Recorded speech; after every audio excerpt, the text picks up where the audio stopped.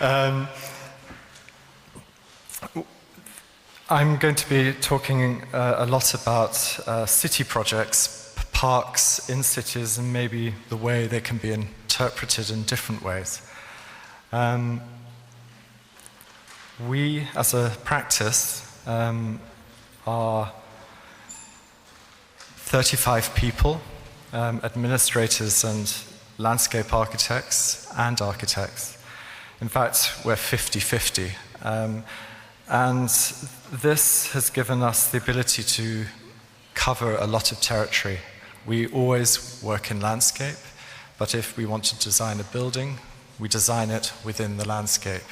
If we want to introduce other features that aren't traditionally seen as landscape, we love the challenge of introducing them. So the other important part of our team are those people we work with, and we often find ourselves in territories that are very challenging. Problems of pollution, restoring archaeology, creating a memorial to a person. These need very special people who understand very problematic and with a great deal of expertise. So our team is not just 35 people, it's many people. And I start with one of our biggest challenges, a project for a memorial to the Princess Diana in Hyde Park. It doesn't seem in the first instance to be a particularly complex project. It's very simply thought through conceptually. A pure ring of stone lying on a gentle hill in a beautiful historic context. But this part of the park had very rarely been used by people. It was slightly overlooked, and it became the natural place to create a new landscape environment. We didn't want to create a gloomy memorial. Princess Diana was somebody who was loved by people. We wanted to create a place that would be extremely attractive, playful, a place that people could interact with. So, our biggest challenge was creating the memorial so it could be opened on time for the Queen. I mean, the Queen has a diary, and you keep to it. You can't move her around, unfortunately. So we had the challenge of designing and getting this project built in a year and a half. And the Ring of Stone, we realized after we'd won the competition, if left to traditional stone cutting masonry techniques with all the detail that we wanted, was going to take far longer. So we had to find another way of doing it. We had to move away from masons and people to machines. But first I'll quickly describe the memorial. It started as an idea, as a ring of water that would interpret a life. And so the water moves from its young, bubbling spring at the top of a slope and moves down either side of the circle over very different textures. And these textures have different characters, very bubbly and young at the top, moving to more smoother, graceful forms towards the base. And to develop those textures, we introduced an industrial designer, somebody who was already working in how to create three-dimensional form in materials. And through his help, we developed a contouring system of natural features to develop a three-dimensional system in our computer screens. And of course, the result wasn't as easy as it looks. The whole translation of that information developed in our computer screens had to move into language that the stone cutting machines could use. And then we would have certainty that with 3 machines we could build and cut this memorial in the 6-month building period that we had at the end of the project. So the stone arrived as we were still designing the lower end. And the result looks as if it was very simple, seamless, but it actually contains incredible complexity. And of course, the most important aspect is that this part of the park that was underused becomes a place for people. And sometimes it's overwhelmed with them. It's become one of the most popular attractions in the park. And other times it's much more tranquil. People come with their luggage from local stations to see it. They picnic there, they bring their children, and they make contact with the memory of the princess. Our office has not necessarily been sort of regarded as a practice that thinks and works within the problems of sustainability, developing landscapes that are very ecologically responsible. But actually, this is a strand that actually is laid over all our work.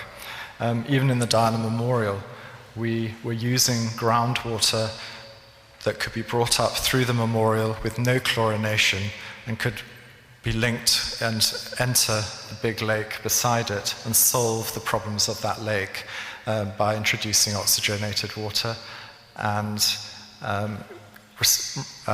clearing up the algal blooms that would exist there in summer. Here at the Westergasfabriek in Amsterdam, we had very complex problems, and it was very unusual to find ourselves being asked to work with the engineers right at the start of the project.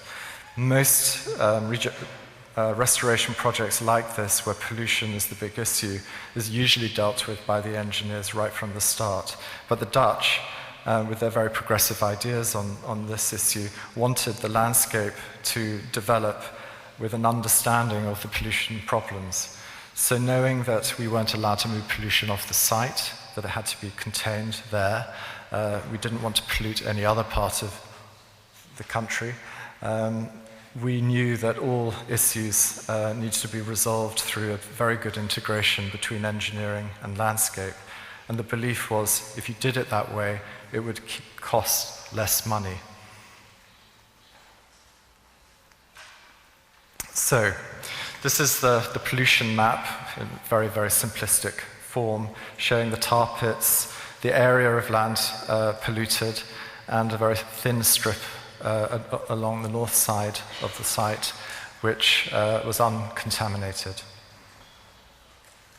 But because we had lots of historic monuments on the site, we had to actually move much of the pollution around those and replace it with clean soils. This created too much soil on site, so unusually for Holland, we were having to develop a whole strategy of undulating landscape to contain the polluted soil in places away from the buildings. And this led us to, I hope an arrow works, no. This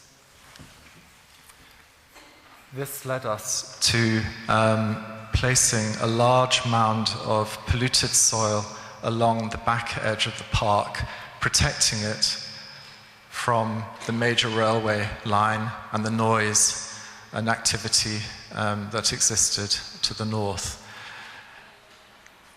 The areas of green were our soil reservoirs, where soil moved from the edges of the buildings found their place. But the tar pits that you saw in the previous slide needed to be dealt with in a very different way. We had to pull out the pollution from those locations and place them in 3 or 2 gas holders here and here, which had 7-meter basements that set into the ground. Part of the cut and fill exercise introduces another technique that we've used on many of our projects, and that is the clay model. So as we worked with the engineers, understood the volumes of soil, we, in our clay model, pushed the ground around to the point where we had relative certainty that we would create a cut and fill balance. And here you see us on site with these huge mounds of soil being moved around, catalogued, archived, so that in the future generations they would know exactly what pollution was located in the park's new layout. So, layering, flexibility, how parks should be used in cities also starts with how they have to be constructed and developed with the engineers, solving other problems like pollution. And I think that's why we were there at the beginning. We knew where we wanted to go with people in mind and the way they use parks. The engineers don't know that. So as we moved soil around, we had a reason for doing it. The engineers would do a very simple, very factually based interpretation. And so we were there to introduce the sort of dynamic of design into their thinking. But the park is now Amsterdam's major sort of alternative cultural quarter.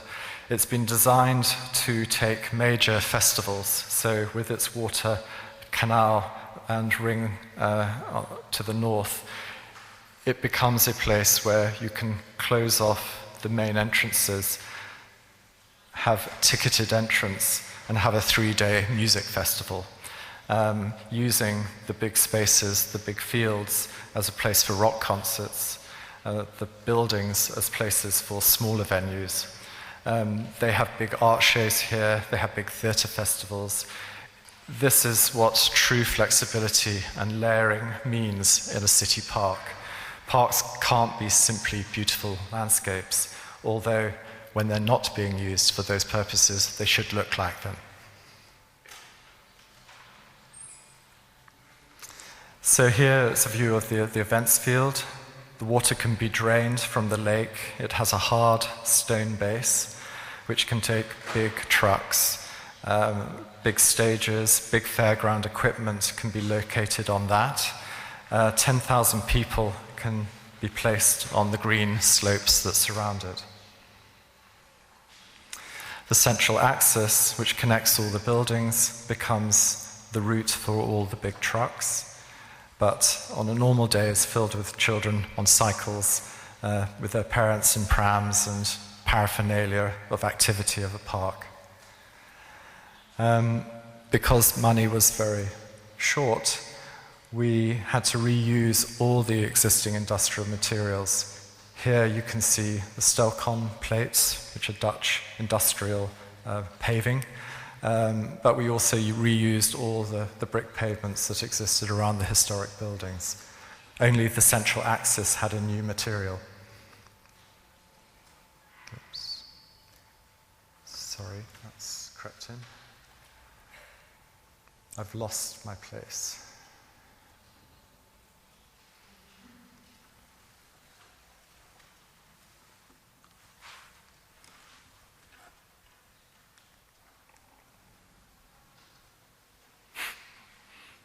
How do you get back? I've gone right to the very end, sorry.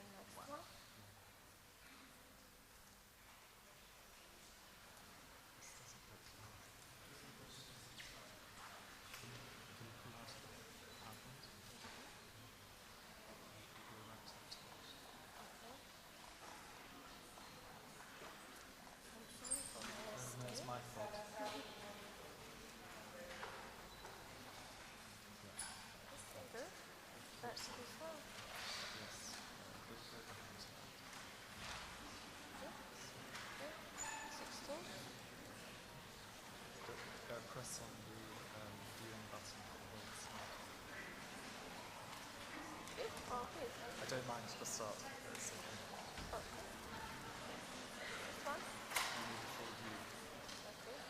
Oh, sorry. Okay. I got to this point.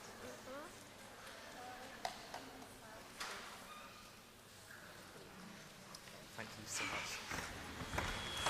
Apologies. I will keep to these buttons. I'll start pressing things I shouldn't here. So the gas holders look very innocent, but are filled with 3 to 4 meters of very polluted material, capped with clay, with a very thin layer of water, with water gardens. Money was so short we couldn't put in the roots that would exist in these gardens, but now, because the city government's very faithful to our design, we have a circuit of walkways, pontoons that sit in these water features. Yeah. And to the north, we have the stream, which was heavily polluted, is now in a pipe, and is capped with a new natural water feature with its own reed beds. And final view is this fantastic summer-winter view of the same space, with water creating the town beach in summer, and in winter filled with ice skaters. The other aspect to our work is that whenever we take on the challenge of a new project, we like experimenting with new ideas. And here in Venice, at the Venice Biennale, which was the Architecture Biennale in 2008, we created a garden called Towards Paradise. And it was based on the theme of the Biennale that year, which was that architects, designers should take care of the environment and put their house in order. And we were the first landscape architects to be invited to the Biennale. We were given this site on the end of the Arsenale complex, which was filled with brambles, trees, hadn't been used or even entered, I think, for many years. But what we found was an old church cemetery and an old vegetable garden from the past. So, obviously, Venice, fantastic city, and every district that sits along this line here is now moving out onto these spurs of land, and a new residential quarter is being placed here.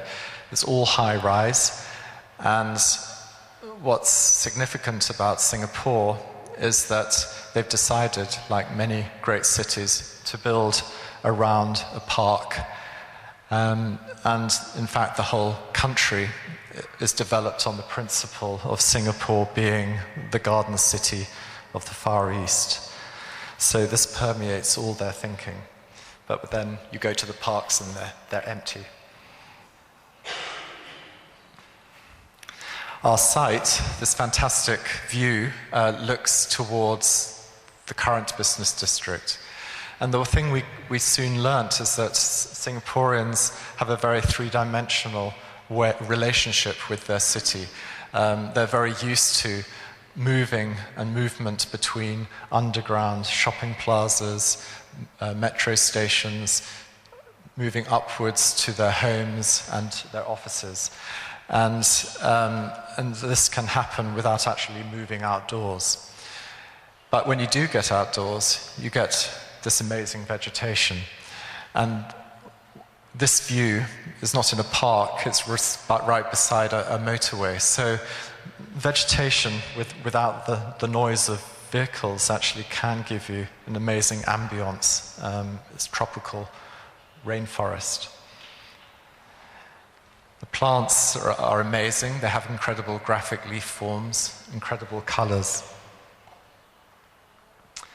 And so our park is developed in a way that people can drive in along the back edge of the park. This road will become part of a link road for the urban development that will occur behind it. And these tall, high-rise residential buildings would look across over to the business district.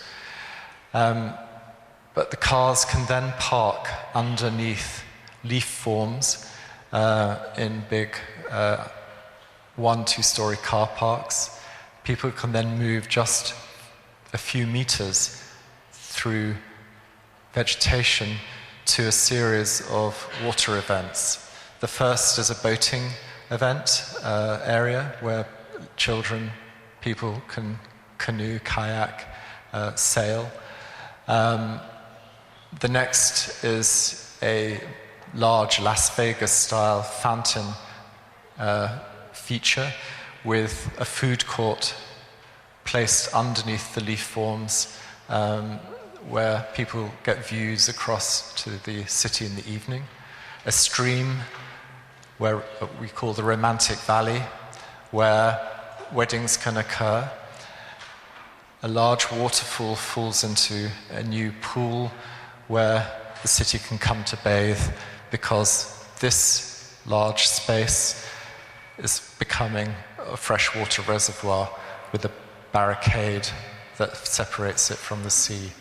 And then finally, a water canal brings all the water from the surrounding city into this new freshwater lake. The whole idea of all the 5 basins isn't just for city activities and events. The idea is that water pumped from the lake is taken up to the higher ground, oxygenated through movement into the lower areas before being returned back to the reservoir refreshed, because again, algal blooms are a major problem, especially in this hot climate. So like the Diana Memorial, but on a much bigger scale, and trying to avoid working in cyberspace, we are developing a whole 3-dimensional landscape where the ground moves subtly down to the lake edge, creating a whole series and sequence of routes that move people along the lake edge, where you get the breezes from the sea, which cool the environment. And below the leaf forms, one gets city activities, restaurants, cafes, shops, as part of a park landscape.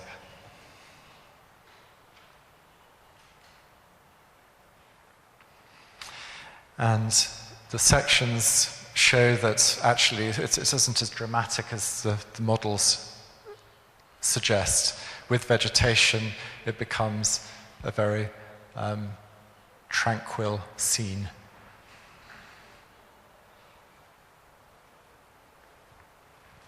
And some final images of the park. Singapore's been a challenge in many ways, and they have another interesting policy there. In the new development of the business district to the south of the existing area, they are building towers which they require to have as much public accessible land as the building footprint themselves. So somehow, if you're going to build on a site, you've got to provide a public park and landscape somewhere in the building. And this is presenting a major challenge for developers. In this view, you see our competition-winning scheme for a group of 4 towers, extremely tall. They group around this space, so at ground level, we have a park, in effect, with terraces that have restaurants that surround them at the upper levels. So here we've placed a water feature. At the upper levels, these shade structures carry water, allowing water to fall into the pool below. And then around the edges, a series of terraces and restaurants that look into that space. And of course, shade, understanding the character of existing landscapes that surround Singapore and its Malaysian hinterland are part of developing the vocabulary of the place.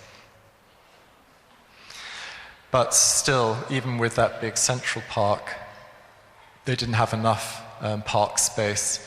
And so at a mid-level, they're creating a big urban balcony where restaurants, bars, discotheques, cool rooms can be located within a vegetated environment. And again, here we likened it to being on a mountain and looking at the tropical vegetation of mountains, bringing mist and sense of being up in the clouds to this space. But I think it's a major challenge to think how to bring people up to these places. You can't rely on landscape alone. It has to be a city space with activity. And a final view, again, with some images that sort of give you a sense of what that environment might be like. I've finished with two projects. Parks in Europe, back to Europe and sort of slightly more familiar territory. This is the Fiera site in central Milan. It was a major exhibition center, as you probably know, that has now been under development for 10 years. The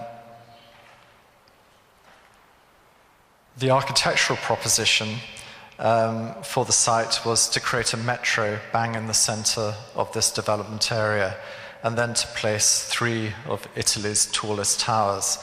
And then around the edges, a series of relatively high-rise residential blocks. So the result is one has a curious central urban district surrounded by park land, and then surrounded by major residential blocks. There was a competition held 2 years ago now, which we took part in, and I think the dilemma they found with that architectural proposition is how to create a landscape that actually made sense in that context, as the rest of the city had to move through a park to get to the metro, the shopping centre, and the towers that sat in the middle. We likened it to being in Milan itself. Milan is surrounded by big ring roads and a network or an étoile of roads that move away from it. And this, we thought, was rather like the City Life project itself. You had this very intense core in the center of the site, with these roads coming out in a star shape from it, linking to the boulevard network of the existing city. But we also wanted to liken it to the landscapes of Lombardy. North of Milan, you have the foothills of the Alps. To the south, you have the plains of the Po. And to bring these characters into the landscapes that surrounded the 3 towers was also a sort of conceptual starting point. So the result is a landscape that, again, like the Westergasfabrik, can provide a very seamless view to those who use it, that connects bits of city urban infrastructure, sits on top of major tunnels, shopping centres, and connects the city to those and connects across the development to link the existing city environment. But I think the thing we were most concerned about was the need to make sure that people moved in a very natural way, not just around the ring of towers, but up and around and through, taking in what those towers, the shopping development that they stand around could provide. One of the major entrances to that shopping development and to the metro, we created, or we're going to create a series of water features called fontanilli,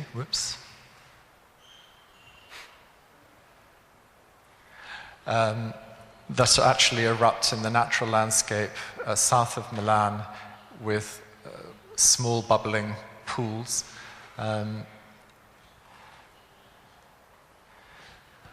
We reinterpret the forests and meadows of the foothills by sculpting the land over the top of infrastructure built form to create a very seamless series of spaces. Where we do have space, create big green fields which, like Amsterdam, can take a major art show, concert, 10,000 people. And to the north, we've created a small amphitheatre adjacent to a new contemporary art gallery. And I'll finish with this final project, one that we only won just a year ago for Park Central in Valencia, Spain. A little like the Milan project, but without buildings at the heart of the park, we have the dilemma of how to connect existing neighborhoods that have never been connected because of the huge railway yards that once sat in this part of the city. The railway is going underground below the site. On this north-south axis. And the dilemma is that this site is 32 hectares. So given that it's all to be landscaped, we were fearful that the idea that these city quarters should somehow be linked through the park had to be thought through very hard as part of our conceptual approach to the layout. So not only do we have these major routes coming in from all sides to a heart in the center of the park, but we also had to think about how the segments that those routes created became, in a way, the local park for the neighborhood that sat beside it.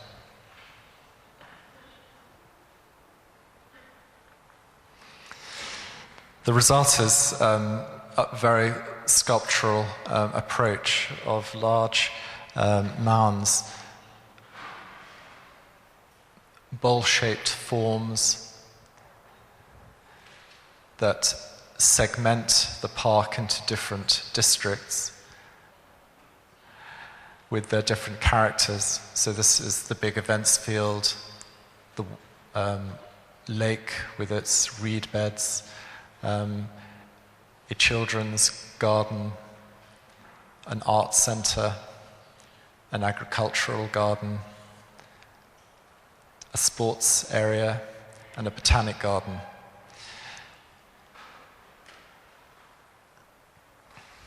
And of course, the major routes that link through and connect neighborhoods and the different parts of the city.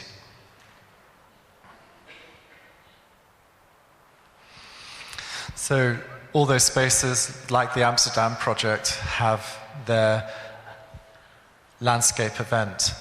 Sometimes it's a large pool that can be drained at a big festival, market, concert can take over and use the space. And then it can return back to its former character. And a final view showing how the very dense city that surrounds it looks into the park.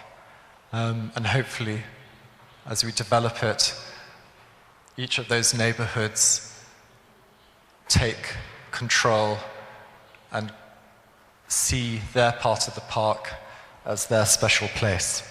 Thank you very much.